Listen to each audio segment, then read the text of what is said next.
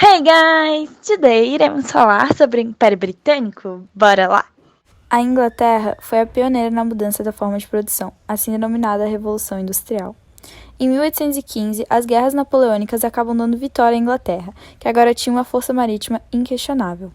A presença da Marinha Real Britânica, juntadas à falta de poder dos outros países europeus, colocaram a Grã-Bretanha numa posição privilegiada sobre o controle das principais rotas comerciais marítimas. Com as rotas marítimas dominadas e com uma paz em todo o continente, a Pax Britânica teve como consequência uma maior expansão do Império Britânico.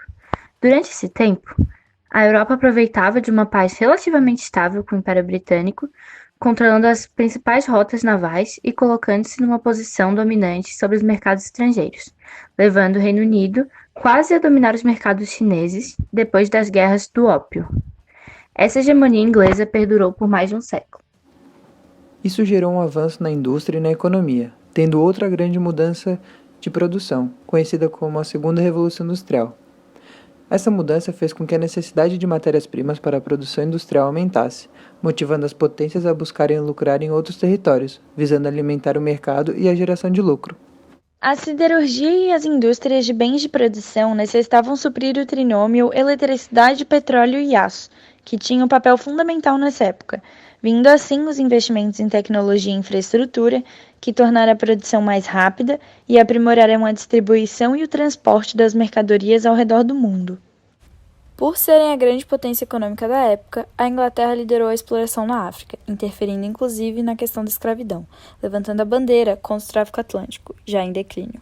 Assim, encaminhavam o comércio africano para a exportação do ouro, diamantes e tapetes, marcando a dominação inglesa em seu mercado.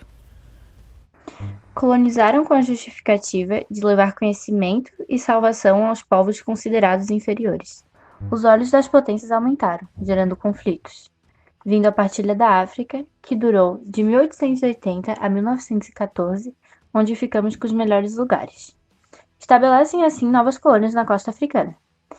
Vários foram os estados africanos colonizados pelos ingleses. São eles: África do Sul, Egito, Sudão, Gana, Nigéria, Somália, Serra Leoa, Tanzânia, Uganda, Quênia, Malawi, Zâmbia, Gâmbia, Lesoto, Maurícia, Suazilândia, Seychelles e Zimbábue. A exploração econômica se dava através de companhias comerciais, que tinham sede nas metrópoles e ganhavam direito à exploração do território, mantendo uma boa margem de liberdade em suas ações com os nativos. Essas relações foram marcadas de violência para com os nativos em seu cotidiano.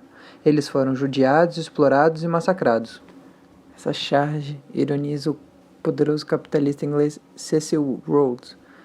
Ele sonhava em ver as possessões britânicas se estenderem por toda a África, do Cairo, no Egito, à cidade do Cabo, na África do Sul. A Inglaterra era o império mais poderoso, mas o surgimento de outras potências comprometeram a liderança econômica inglesa e criaram as tensões militares entre o Império Britânico e seus concorrentes, resultando na Primeira Guerra Mundial. Ao fim da guerra, a Inglaterra se encontrava com o maior território já visto na sua história. Tendo tomado a posse das terras ao redor do mundo, deu jus à famosa frase onde o sol nunca se põe. Mas com grande gasto financeiro, as indústrias foram enfraquecidas, o que levou à queda do Império Britânico maior de todos os tempos. O século XIX foi marcado pela colonização europeia e a Inglaterra foi uma das nações que mais explorou os territórios africanos. Somente no século XX, o processo de descolonização da África aconteceu. Das colônias inglesas, a primeira a conquistar a sua independência foi a África do Sul, em 1910, e a última foi o Zimbábue, em 1980. Curiosidade aleatória.